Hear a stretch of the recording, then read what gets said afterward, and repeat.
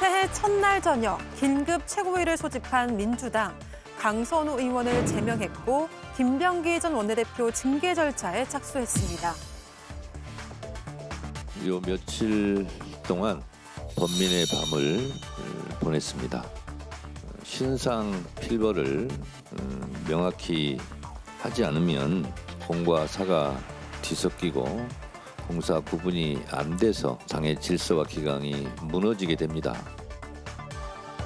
이렇게 오늘 아침에도 정청래 대표는 신상 필벌을 언급하면서 공천 헌금 수수 의혹을 수습하겠다는 의지를 드러내는데요. 이미 작년 12월 25일 김병기 원내대표에 대한 당 대표의 윤리감찰단 진상조사 지시로 개시 절차가 시작이 된 것입니다. 강선우 의원의 경우에는 탈당했지만 윤리심판원에서의 조사와 결정과 반영이라고 하는 이 과정을 통해서 사실상 제명된 것입니다. 김병기 전 원내대표의 3천만 원 수수 의혹까지 불거진 상황. 민주당 강경 조치로 논란을 진화할 수 있을까요? 2025년의 마지막 날 그리고 2026년 첫날 민주당이 상당한 위기에 빠졌다는 평가가 나올 만한 상황에 놓였습니다. 강선우 의원만의 이슈만 봐도요. 지난해 12월 29일 돈 받은 사실 전혀 없다. 즉시 반환하라고 지시했다라고 했는데 지난달 31일에요. 어떠한 돈도 받은 적이 없다. 다시 한번 부인했고요. 그런데 어제 일단 자진해서 탈당했는데 그 3시간 뒤에 민주당이 긴급 최고위원회를 소집해서 제명이라는 조치를 내렸습니다. 김진욱 의원님, 어떤 판단이 있었던 겁니까? 지금 민주당에서 이번 그 강선우 의원에 관련된 특히 공천과 관련돼서 금품을 수수했다라는 의혹, 이것에 대해서는 매우 엄중하게 지금 바라보고 있다라는 것이고요. 그동안 민주당에서 이 공천과 관련돼서 특히 공천 헌금이라고 일컬어지는 구태의 악습을 없애기 위해서 투명한 공천관리 시스템을 만들었고 그것이 자리를 확실히 잡았다라고 판단되었는 상황 속에서 이런 상황이 터졌기 때문에 그 충격감은 훨씬 더 컸다고 저겨집니다. 그런데 지금 이 상황을 만약에 빠르게 신속하게 수습해 나가지 않는다면 지금 당장 이제 올해 6월 달에 있을 지방선거가 있고 곧 이어서 공천관리를 또다시 해야 되는 지방선거에 대한 공천관리를 해야 하는 당 지도부에 대한 신뢰가 급격히 무너질 가능성도 있는 겁니다. 그렇기 때문에 우리 당이 그동안 그 자랑스럽게 생각해왔던 투명한 공천 시스템 이 부분에 대한 확실한 그 의지를 다시 한번 그 강선우 의원에 대한 중징계를 통해서 보여줬다라는 것이고요. 강선우 의원이 자진 탈당을 했습니다만 앞으로 자진 탈당 이후에 복당이라든가 여러 가지 상황이 있을 수도 있기 때문에 미연에 제명이라는 당에서 징계할 수 있는 최고 수위를 취했다. 그래서 강선우 의원에 대한 제명뿐만 아니라 당시에 이 사안을 알고도 이 부분에 대해서 원리 원칙대로 취급하지 않은 또 그 김병기 전 원내대표에 대해서도 지금 윤리감찰을 통해서 지신 그 내용 사실관계를 확인했고 그것에 대해서 윤리심판원에 징계를 신속하게 해줄 것을 요청한 상황이다. 이런 말씀을 드려야 될 것 같습니다. 김영 의원님. 6.3 지방선거 얼마 안 남아서 이거 자칫 큰일 날 수 있다 이런 판단이 깔린 걸까요? 네, 저는 그렇게 보고 더 나아가서는 꼬리 자르기라고 봅니다. 만약에 민주당이 이것이 진짜 진정성 있는 대응이었다면 강선우 의원뿐만 아니라 김병기 전 원내대표도 같이 제명을 했었어야 됐습니다. 그런데 김병기 전 원내대표는 제명하지 않고 강선우 의원만 제명했다는 것은 전형적인 꼬리 자르기인 겁니다. 즉 강선우 의원의 개인 이탈로 지금 만들려고 하는 거라고 저는 봅니다. 왜냐하면 지금 당시 민주당 공간위에서는 다주택자든 컷오프 대상이었습니다. 김경시 의원 같은 경우는 당시 시점으로 주택 5채, 상가 5채를 보유한 명백한 컷오프 대상이었습니다. 김병기 원내대표와 강선우 의원과 녹취록을 보면 나오지 않습니까? 분명히 컷오프 대상인 걸 인지하고 있지만 불구하고도 그 다음날 공천이 되었습니다. 즉 이 말인즉슨 민주당의 공천 시스템인 공간위원회 회의에서 제대로 논의가 되었었고 그 논의 과정에서 김경시 의원은 공천을 받았다는 겁니다. 즉 개인의 이탈이 아니라 민주당 내부 공천 시스템, 즉 민주당 회의기구에서 제대로 된 상황이기 때문에 이거는 반드시 개인의 이탈로 볼 게 아니라 민주당 내부에 문제가 있다는 점을 분명히 짚고 넘어가야 될 부분이라고 생각을 합니다. 예, 개인 의원의 일탈이 아니라 시스템이 또는 여러 단체적인 그런 문제다. 조윤선 의원님, 강선우 의원이 김병기 의원에게 울먹이면서 토로한 그런 녹음 파일이 공개가 됐습니다. 1억을 받은 것 같더라니까 김병기 의원은 이거 빨리 돌려줘야 한다. 가까운 사람한테 이거 함부로 말했던 그 사람도 뭐 위험에 취할 수 있다. 뭐 이런 여러 가지 목소리를 저희가 들려드렸었는데 보도에 따르면요. 그 다음 날 김경시 의원에게 공천을 줘야 한다라고 발언했다. 강선우 의원이. 이런 내용이 보도가 됐어요. 이거라면 상황이 상당히 심각해지는 거 아닙니까? 그렇다고 할 수가 있죠. 굉장히 좀 당혹스러운 내용이 보도가 된 셈입니다. 예. 아마 그렇기 때문에 민주당 지도부 입장에서도 즉각적으로 강선우 의원에 대해서 탈당을 했음에도 불구하고 제명 조치를 할 수밖에 없었던 것으로 보여지는 것이고요. 저 역시도 강선우 의원이 본인 스스로가 1억 공천과 관련해서 본인은 관계가 없다. 그리고 김경시 의원의 공천 과정에서 개입하지 않았다. 해당 지역구 의원이기 때문에 배제되었다라는 주장을 했기 때문에 예. 그 부분을 사실 있는 그대로 받아들일 수밖에 없는 상황이었습니다. 그럼에도 불구하고 본인의 발언이 사실과 다름이 어떻게 보면 확인이 되었다고 하겠죠. 공관위 그런 회의록을 통해서 이러한 부분들이 분명하게 확인이 된 것으로 보여지는데 이렇게 명백한 물증이 있음에도 불구하고 본인의 그런 금방 드러날 거짓말을 했다는 것 자체가 어떻게 보면 강선우 의원이 얼마나 잘못된 판단을 하였는지를 여실히 보여주는 게 아닌가 싶습니다. 예. 앞서 저 위원님께서 민주당이 그런 공천 시스템에 대해서 지적을 했는데 그런 공천 시스템이 제대로 작동을 했기 때문에 공관위 회의록이 그대로 기재가 되어 있기 때문에 그렇기 때문에 민주당이 강선우 의원에 대해서 제명 조치를 할 수가 있는 거 아니겠습니까? 원래 원칙대로 따진다면 그 당시에 배제가 해당 지역구 의원은 배제가 되는 게 맞아야겠죠. 예. 물론 그 부분 부족한 부분은 있습니다. 그럼에도 불구하고 뒤늦게 이러한 부분들을 수습할 수 있는 것이 어떻게 보면 민주당의 공천 시스템, 공당으로서의 모습이 바로 서는 그런 모습이 아닌가라는 말씀도 함께 드리고 싶습니다. 예, 조금 전에 강선우 의원의 페이스북 해명 글을 보여드렸는데요. 지난해 12월 29일입니다. 그러니까 강선우 의원이 서울 강서구의 의원이죠. 그런데 김경시 의원도 강서구로 출마를 하려고 하니까 같은 지역구니까 이 공관위원인 강선우 의원은 이 김경시 의원에 대한 논의에서는 빠져야 하는 게 원칙이라고 본인도 이렇게 썼습니다. 그런데 오늘 보도된 내용에 따르면 강선우 의원이 김경시 의원 공천 줘야 된다라고 적극적으로 발언했다는 겁니다. 송영훈 의원님. 원칙에 완전히 어긋난 거네요. 그렇죠. 그러니까 민주당의 이른바 시스템 공천이라고 하는 것은 한마디로 엉터리 매관 매직 시스템이었다라는 것을 보여주는 겁니다. 민주당에서는 강선우 의원이 탈당계를 냈는데도 사후적으로 제명 조치를 했다고 하면서 이것을 강선우 의원의 개인의 문제, 즉 어떤 풍성이나 거짓말과 같은 문제로 개인화하려는 움직임이 보입니다. 그런데 우리가 정말 봐야 될 것은 강선우 의원이 자기 지역구 시의원으로 누구를 공천해야 될지 공관위원으로 들어가서 이야기를 하는데 그것이 그 당시에 원칙과 규정에 반하는 것이었다는 것 아닙니까? 그런데 다른 공관위원들은 뭘 했습니까? 거기서 같이 의결을 했으니까 단수 공천을 받았을 것 아니겠어요? 그리고 그 당시에 경쟁자가 재심 신청까지 했다는데 공관위 간사였던 김병기 의원은 뭘 했습니까? 그러면서 결국에는 지역구 의원인 공관위원이 자기 지역의 시의원으로 누구를 꽂을지를 결정할 수 있다시피 하는 시스템을 만들어줌으로써 매관매직이 가능한 구조적인 시스템을 민주당이 만들어 온 겁니다. 그러고서 3년 8개월이 지나왔는데 이 녹취록이 드러나지 않았으면 강선우 의원은 그 어떤 조치도 받지 않았을 겁니다. 그러니까 시스템 공천 운운하는 것은 정말로 언어 도단에 가깝고 이쯤 되면은 민주당이 전수조사에 나서야 됩니다. 그리고 민주당 자체적으로 전수조사를 하겠다고 해도 국민들께서 믿지 않으실 거기 때문에 이거는 민주당 차원에서 자청해서 특검을 받아야 됩니다. 그 정도로 하지 않으면은 민주당의 이번 지방선거 공천도 마찬가지로 매관매직 시스템에 의해서 굴러가겠구나라고 많은 국민들께서 의심에 마지 않으실 것이다라는 말씀을 드립니다. 제가 한 말씀하시죠. 말씀만 드려도 될까요? 제가 지금 국민의힘에 한번 좀 여쭤보고 싶어요. 지금 국민의힘이 민주당의 그 공천 시스템이 매관매직 시스템이다 이렇게 비하하시고 폄훼하시는데 그러면 작년에 그 이철규 김정재 의원의 녹취록이 공개된 바 있습니다. 22년 총선 공천을 앞두고 이루어진 사안이었죠.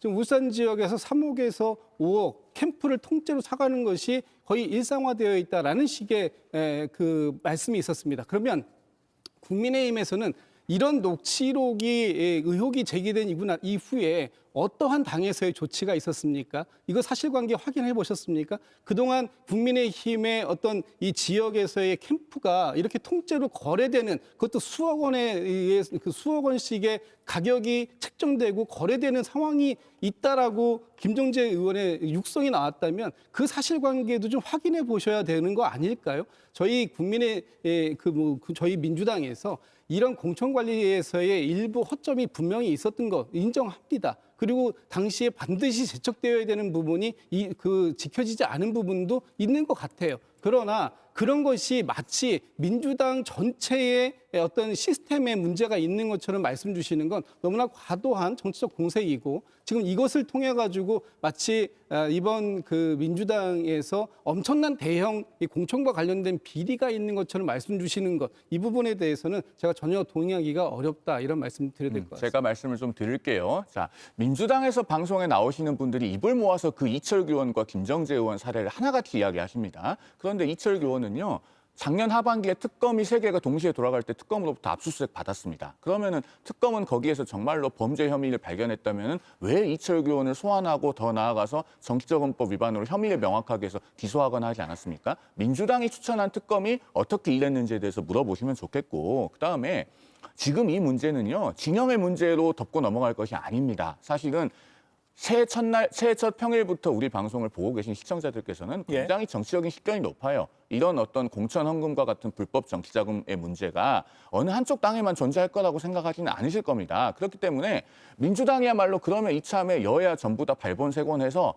정치개혁의 계기로 삼자라고 하는 게 집권 여당다운 태도예요. 저는 이 문제야말로 민주당 공천 게이트에서 출발하지만은 뭐 국민의힘이든 어느 당이든 만약에 이런 유사한 사례가 나온다면 전부 다 발본색원해야 된다고 생각합니다. 그렇게 해서 2003년 대선자금 수사가 2004년에 오세훈 선거법과 정치자금법, 정당법과 같은 정치개혁법 3종 세트를 만들어냈듯이 20여 년 만에 다시 이번에 한번 우리 정치가 대개혁을 하고 정화될 수 있는 계기를 만들어야 됩니다. 그런 담론을 하지 않고 자기 진영만 실드 친다면은 저는 시청자들께서 우리 방송으로부터 어떤 가치를 발견하지 못하실 거라고 생각합니다. 제가 조금만 짧게요. 발언할게요. 왜냐하면 이철규 의원이 작년에 특검을 여러 가지를 받았는데 이 사안에 대해서 아무것도 밝히지 못했다. 지금 이렇게 말씀을 주시는 건 본질을 가리는 거예요.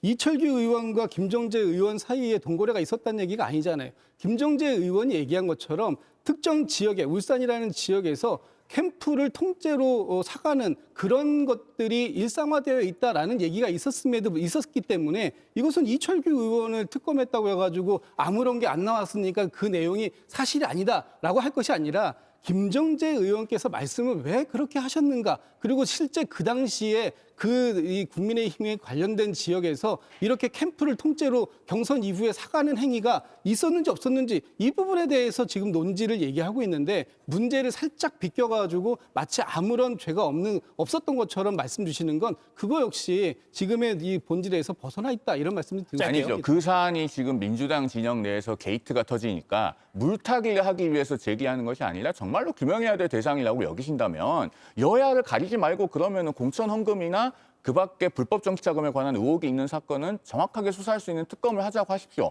그렇게 해야지 문제가 해결되는 것이지, 이거 물타기 한다고 그럼 국민들께서 민주당에 문제 없다고 생각하시겠습니까? 예, 잠시만요.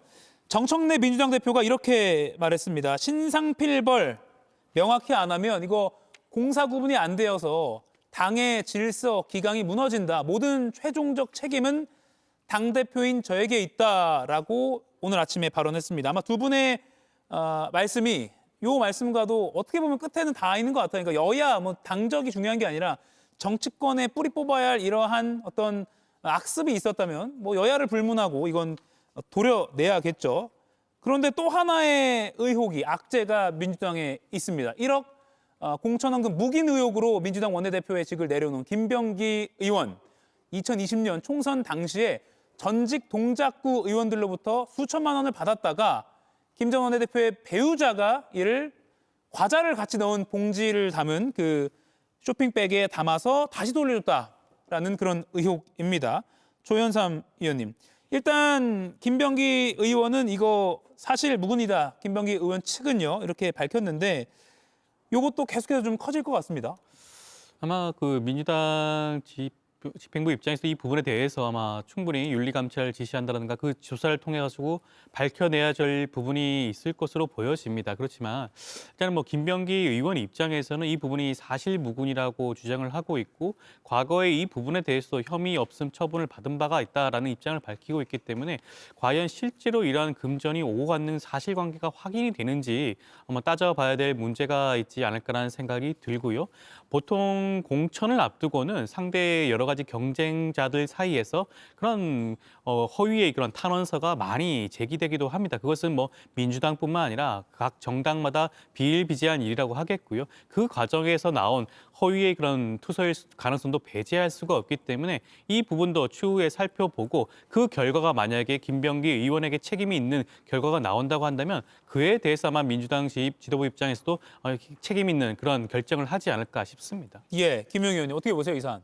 저는 김병기 원내대표의 말을 믿을 수 있는 말이 없다고 생각을 합니다. 어떠한 증거가 나와도 다 사실무근이라고 하는 상황에서 김병기 원내대표의 말은 무엇을 신뢰할 수 있겠습니까?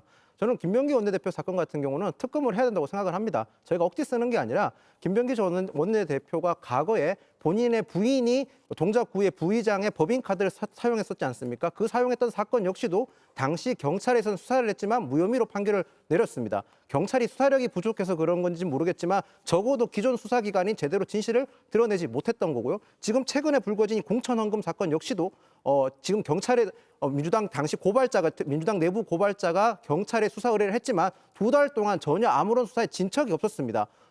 기존 수사기관이 수사를 하지 않고 있고 권력에 가까운 사람이지 않습니까? 이럴 때 보통 민주당에서는 과거에 특검을 해야 된다고 주장을 했었습니다. 그렇기 때문에 저는 김병기 원내대표 사건 같은 경우는 반드시 특검을 통해서 진상규명을 해야만 국민들께서도 신뢰할 수 있지 않을까 그런 생각을 합니다. 예.